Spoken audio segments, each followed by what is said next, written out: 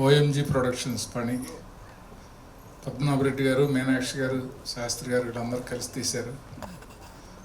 Aditya director కంటే కూడా నాకు బాగా ఫ్రెండ్. డల్లాస్లో ఈ స్టోరీ చెప్పినప్పుడు టోటల్ స్టార్ట్ టు ఎండ్ చాలా ఇంట్రెస్టింగ్ అనిపించింది. దానికి ఒకటే చెప్పాను నేను, ఒక పర్సన్ కానీ, ఒక బ్యానర్ కానీ, ఒక డైరెక్టర్ కానీ ఎవరైనా లోలో ఉన్నప్పుడు ఒక పాము కంటెంట్తో తీసిన సినిమా సూపర్ హిట్ అయ్యి వాళ్ళ చరిత్రే మార్చేసిన సందర్భాలు చాలా ఉన్నాయి.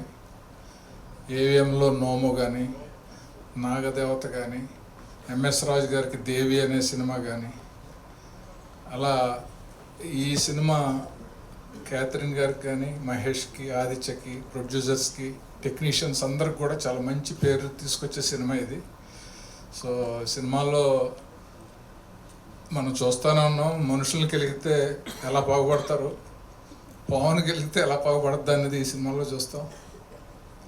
అంతేకాకుండా సెంటిమెంట్ కూడా ఉంది, ఎందుకంటే అన్నయ్య డైరెక్టర్, చెల్లి ప్రొడ్యూసర్ కాబట్టి సెంటిమెంట్ కూడా ఉంటుంది ఈ సినిమాలో. ఈ సినిమా బాగా ఆడాలని